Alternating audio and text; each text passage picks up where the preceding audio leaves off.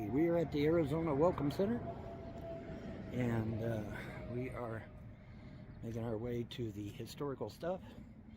We'll show you some historical stuff. The Welcome Center itself is closed. I have no idea why, but it is. But it's closed, so oh well. But at least we can show some historical stuff. There's some historical stuff that's outside that we can look at.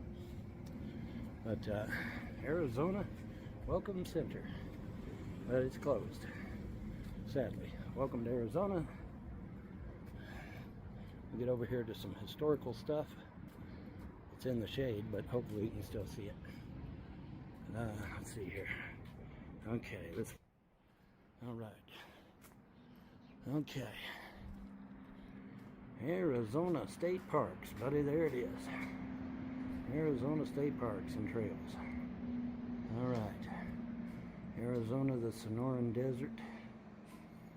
And vending machines.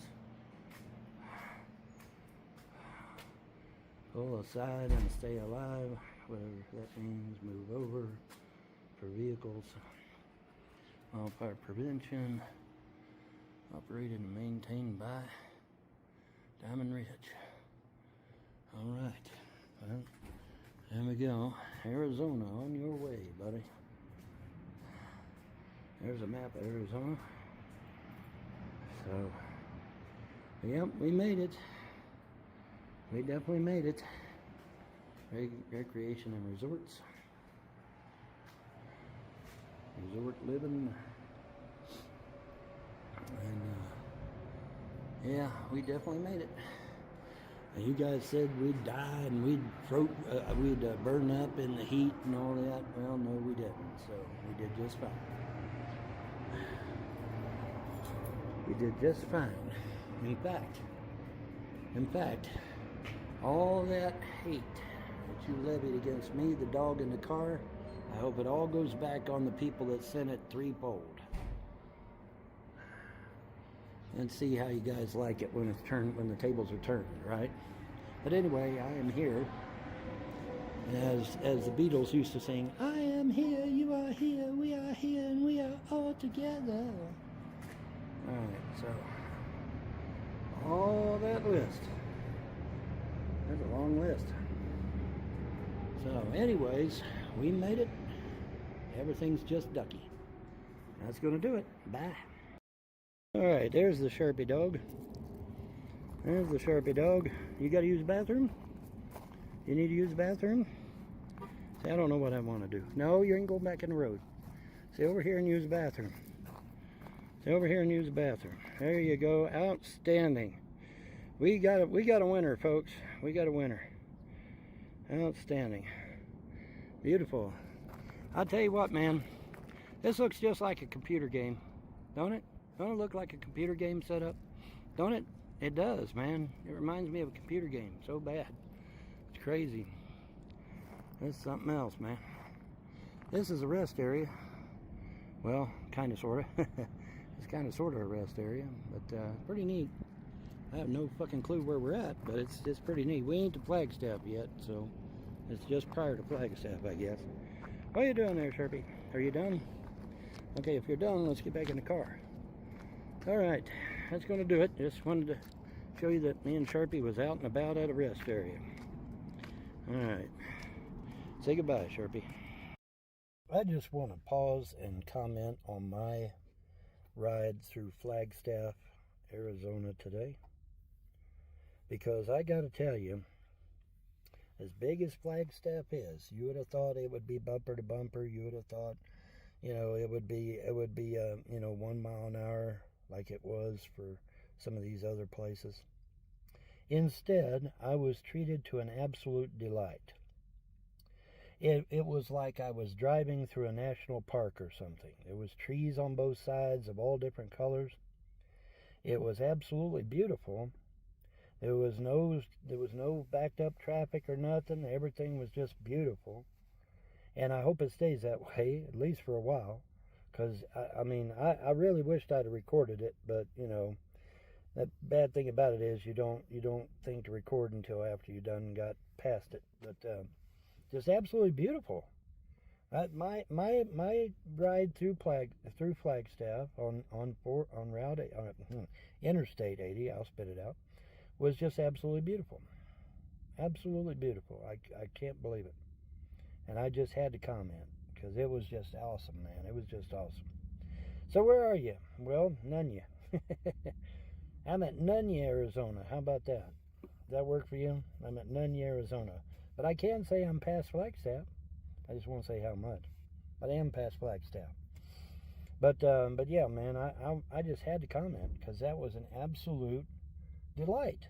It was an absolute delight to go through Flagstaff on I-40 because it was just so peaceful, so serene. Trees of every color. It was beautiful. And I was just gobsmacked by it, man. Because I figured, well, Flagstaff is going to be like Albuquerque, and I'm going to sit there and bumper to bumper traffic. No, quite the opposite. Flagstaff was absolutely beautiful, and it was just a breeze. I just breezed right on through it like nothing, like a hot knife through melted butter, man. It was great, and I just had to comment because that don't happen every day, folks.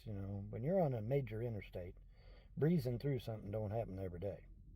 So it was an absolute joy to ride through there with all that beautiful scenery and stuff. It was just amazing. It really was amazing. So I will say that I'm on the other side of Flagstaff. I just won't say how far, but I am on the other side of Flagstaff, and everything's going great. Everything's beautiful out here. The mesas and the mountains even. I mean, I'm at 600, or excuse me, I'm at 6,000 feet above sea level. Ain't no danger of me flooding out here. Ain't no danger of flooding. Ain't no danger of any cataclysm getting to me because I'm 6,000 feet above sea level. Because remember what the scientists told me. Said you got to be at least 1,500 feet. Well, shit, I'm 1,500 feet in spades. I'm 6,000 feet above sea level. Ain't nothing gonna get me. Not so lucky for the rest of you, perhaps, but they ain't nothing getting me. Remember a long time ago, trolls and haters, and well, the rest, everybody, when I said, hey, get your ass to the mountains. Get to the mountains. Get to high country.